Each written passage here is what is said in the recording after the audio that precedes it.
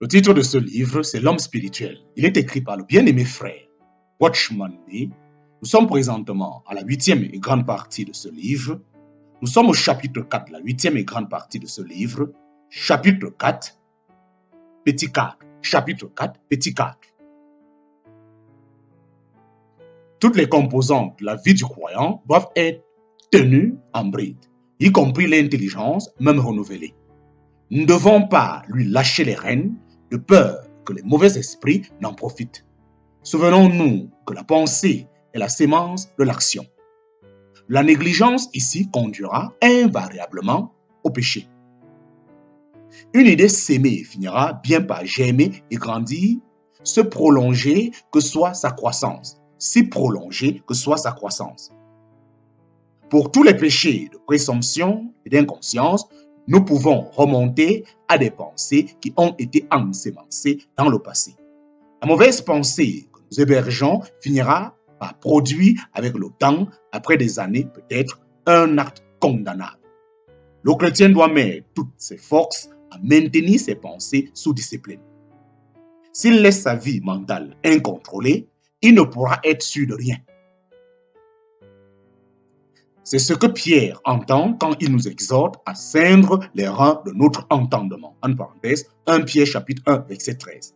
C'est garder nos pensées à leur place et ne jamais les laisser courir à l'aventure. Par ailleurs, l'intelligence ne doit pas rester oisive. Elle doit toujours fonctionner. Même quand il a reçu une révélation dans l'esprit, le croyant doit faire appel à son intellect pour l'examiner. La mettre à l'épreuve, s'assurer qu'elle est de Dieu et ne vient pas de son propre fond. Dieu ne nous demande jamais de suivre quelqu'un ou quelque chose à l'aveuglette. Il nous veut lucide pour saisir sa pensée. Tout ce qui manque de clarté est sujet à caution. Prenons garde aussi que notre intelligence ne fonctionne pas dans l'indépendance, c'est-à-dire en s'émancipant du contrôle de l'esprit. Il ne manque pas de chrétiens, par exemple, qui sondent les Écritures en se fiant à leur capacité mentale. Mais la vérité qu'ils prétendent connaître n'est là que dans leur tête. Tout ce qu'elles accomplissent dans leur vie de chrétien, c'est d'enrichir leur documentation. Il faut réprimer tout désir que nous pouvons avoir de connaissances simplement intellectuelles. D'autre part, si l'intelligence doit fonctionner, elle a aussi besoin de détente. Si le croyant la laisse continuellement sous tension, elle finira par devenir malade, exactement comme c'est le cas pour le corps. Il doit régler son activité, prévenir le surménage, en un mot, la garder sous son contrôle.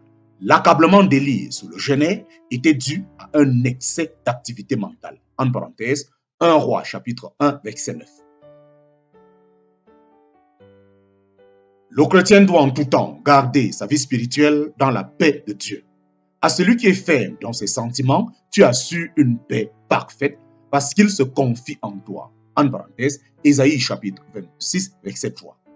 Un cerveau agité est préjudiciable à la vie spirituelle aussi bien qu'au service spirituel. C'est à cette activité désordonnée qu'il faut attribuer les erreurs dans lesquelles sont tombés de nombreux chrétiens. Ce n'est pas pour rien que l'apôtre nous fait cette recommandation. Abstenez-vous de toute anxiété. En parenthèse, Philippiens chapitre 4, verset 6.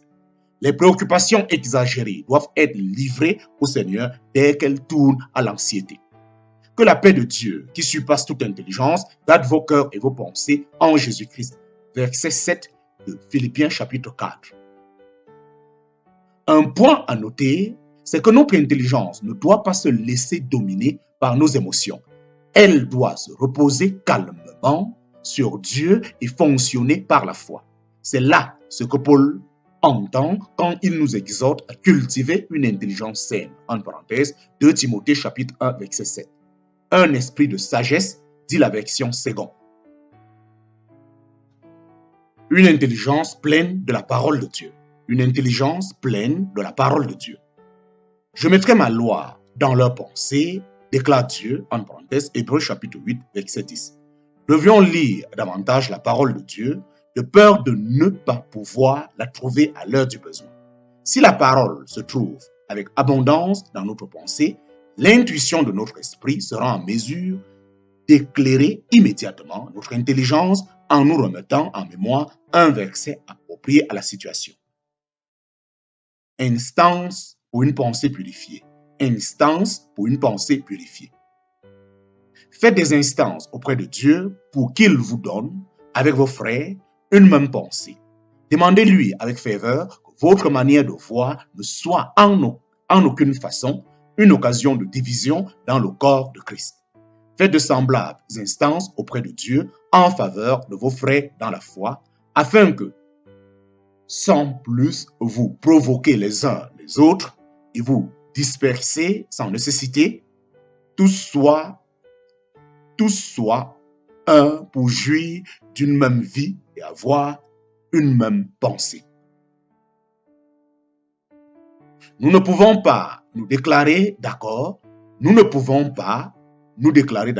avec le mot affection, l'affection second. Le thème original n'a aucun rapport avec la vie affective. Il se rapporte à la vie mentale. Dans les lettres pour notre temps, Quint rend comme suit la seconde partie du verset 5. Saints qui suivent les suggestions de l'esprit, ceux qui suivent les suggestions de l'esprit se préoccupent de ce que Dieu désire et concentrent leurs recherches sur les richesses spirituelles. La question la majuscule à l'esprit reste ouverte. Ceux qui suivent la suggestion de l'esprit se préoccupent de ce que Dieu désire et concentrent leurs recherches sur les richesses spirituelles.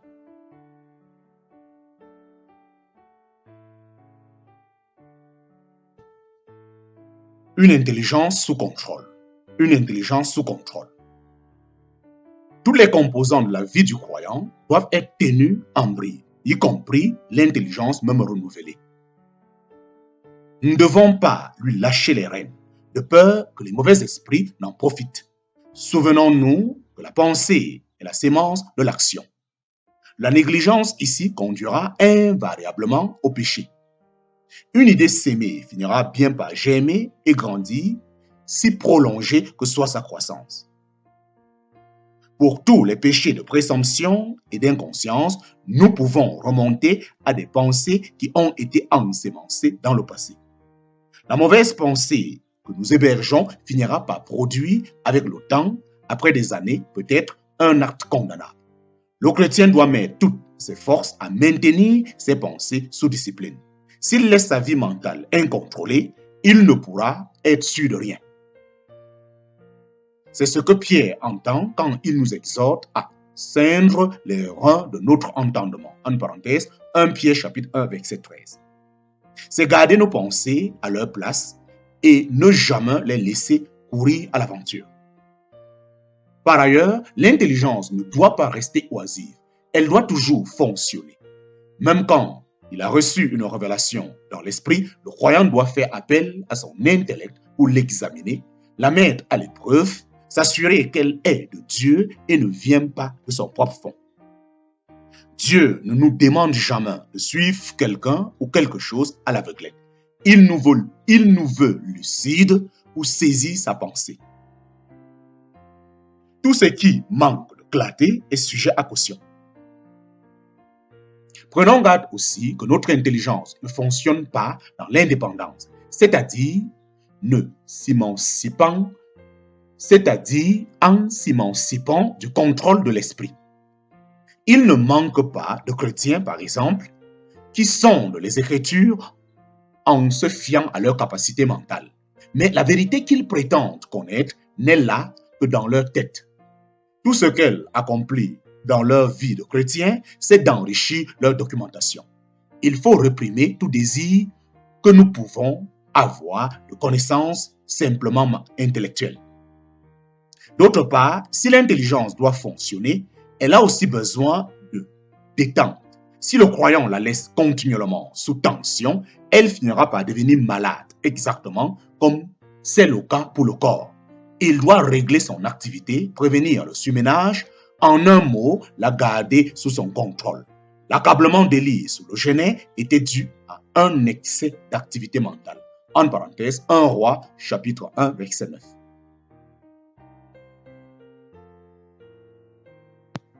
Le chrétien doit en tout temps garder sa vie intellectuelle dans la paix de Dieu. À celui qui est ferme dans ses sentiments, tu assures une paix parfaite parce qu'il se confie en toi. En parenthèse, Isaïe chapitre 26, verset 3. Un cerveau agité est préjudiciable à la vie spirituelle aussi bien qu'au service spirituel. C'est à cette activité désordonnée qu'il faut attribuer les erreurs dans lesquelles sont tombés de nombreux chrétiens.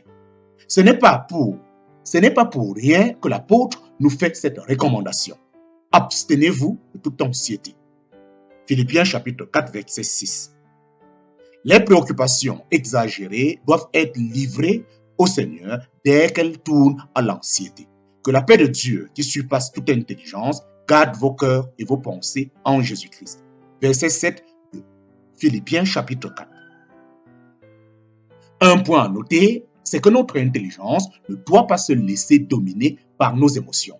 Elle doit se reposer calmement sur Dieu et fonctionner par la foi. C'est là ce que Paul entend quand il nous exhorte à cultiver une intelligence saine. En parenthèse, 2 Timothée chapitre 1, verset 7. Un esprit de sagesse, dit la version seconde. Une intelligence pleine de la parole de Dieu. Une intelligence pleine de la parole de Dieu. Je mettrai ma loi dans leurs pensées, déclare Dieu, en parenthèse, Hébreux chapitre 8, verset 10. Nous devrions lire davantage la parole de Dieu de peur de ne pas pouvoir la trouver à l'heure du besoin. Si la parole se trouve avec abondance dans notre pensée, l'intuition de notre esprit sera en mesure d'éclairer immédiatement notre intelligence en nous remettant en mémoire un verset approprié à la situation. Instance pour une pensée purifiée. Instance pour une pensée purifiée. Faites des instances auprès de Dieu pour qu'il vous donne, avec vos frères, une même pensée. Demandez-lui avec ferveur que votre manière de voir ne soit en aucune façon une occasion de division dans le corps de Christ. Faites de semblables instances auprès de Dieu en faveur de vos frères dans la foi, afin que, sans plus vous provoquer les uns les autres et vous disperser sans nécessité, tous soient un pour jouir d'une même vie et avoir une même pensée. Nous ne pouvons pas nous déclarer d'accord avec le mot affection, la version seconde. Le terme original n'a aucun rapport avec la vie affective. Il se rapporte à la vie mentale. Dans les lettres pour notre temps, Ken rend comme suit la seconde partie du verset 5. Ceux qui suivent les suggestions de l'esprit se préoccupent de ce que Dieu désire et concentrent leurs recherches sur les richesses spirituelles. Fin du chapitre 4 de cette 8e partie de ce livre. Fin du chapitre 4 de la 8e et grande partie de ce livre. En même temps, fin de la 8e partie de ce livre. Je répète, nous sommes présentement à la fin de la 8e et grande partie de ce livre appelé L'homme spirituel.